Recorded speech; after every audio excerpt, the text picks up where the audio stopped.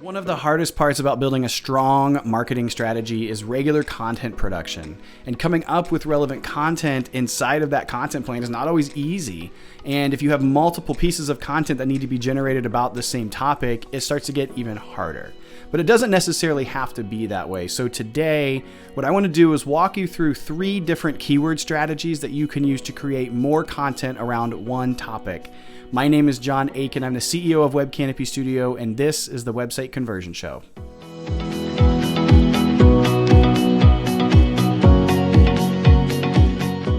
Hey everybody, thank you for listening in today. We're going to have a quick episode. There's not a whole lot that I want to dive into this because I think we'll go down a rabbit hole and spend way too much time getting into the weeds around SEO and keyword searches. And one of the things that I think is really important when we're looking at topics and the kind of content to create around topics is that we have to understand the intent of what it is that our customers or our prospects are looking for. What's their search motivation?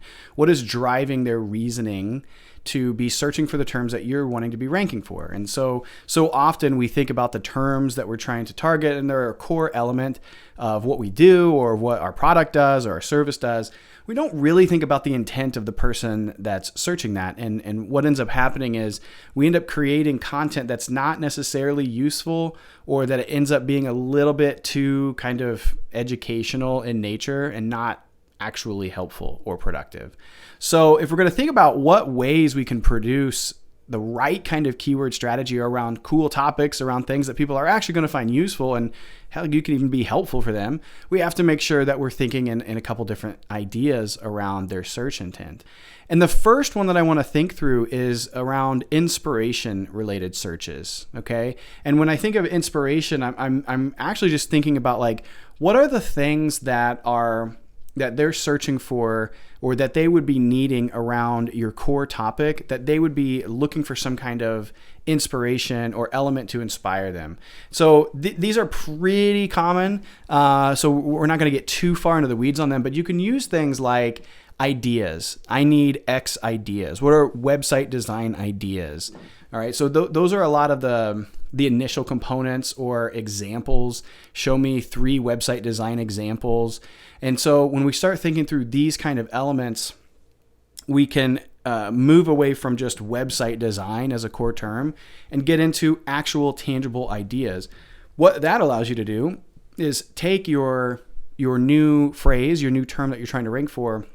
You can actually elaborate on that into some really cool content pieces.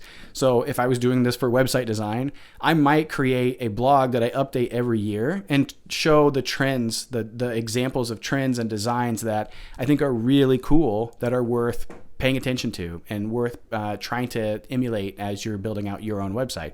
So if you're a software, you might do this same kind of idea around integrations or around how to use the kind of tools that you guys produce as a way to solve a specific problem. So inspiration is a great way to think about what are the terms, what are the searches they're going to be looking for in that kind of context. The next one is about instruction. What are the instruction-related searches that they're going to be looking for? These are going to be more about, I want to do this on my own. And this is a great way to capture people at that high level, that top of funnel approach. So we're going to think of things like how-tos. Okay, we're going to think of things like checklists and ways that people can do this on their own. When you create content around this, you want to be, from a marketing perspective, you want to be a little bit over the top in what you're producing, because you want them to have that sense of, wow, this is a great resource. These guys really know what they're talking about, but it's also overwhelming to them so that they feel like I need an expert. I need to go that next level with you. But if you wanted to just do it on your own, they have all of this content to go off of. So an instructional component and an educational component is the next piece that I would really think about. The third one is around implementation. So these might be things that the kind of searches that people are looking for help with implementing this. So whether they're looking for a vendor, a freelancer, a product, a software that's going to accomplish it, we want to think about how can they actually execute the things that they want to do or implement the things that they want to do.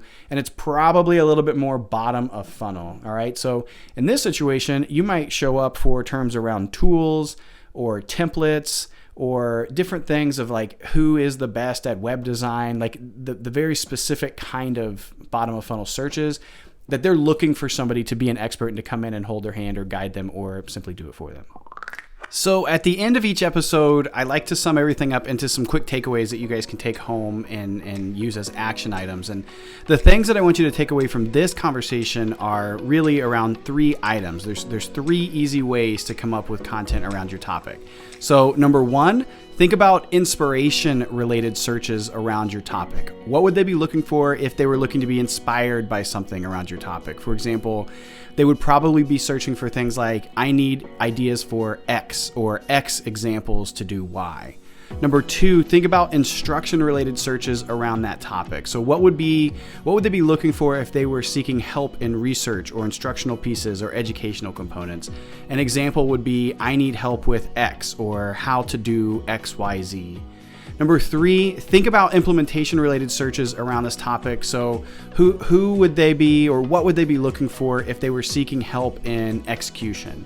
These might be search phrases like, I need to make X happen, or X templates, or X tools, and so on. So once you have those searches in mind, it's really just time to turn those into action. And so that means you're going to want to take those phrases and build content around them, so you're not only showing up in the search results, but you're actually legitimately answering their questions as well. Okay, so another example, if one of your phrases was from the inspiration list and it was like security process examples, you might create a piece of content called 11 of the most simplified security process examples from Fortune 500 companies, okay? And lastly, if you're doing a content strategy and you're not including CTAs on your blog to download some kind of free giveaway, like a checklist or a template of some kind, you're severely missing out on major leads that would be converting on your website. So regarding leads converting on your website, make sure to head over to webcanopystudio.com/assessment right now and take the free website conversion assessment. It's a quiz of about 30 questions, and it's going to allow you to grade just how effectively your website is actually converting and generating leads and driving that bottom line sales revenue. So all you have to do is go to webcanopystudio.com/assessment, fill out the form, answer the questions, and you're on your way. I think that's it, everyone. Thank you for listening. Be sure to subscribe to the show if you haven't, and we'll see you next time.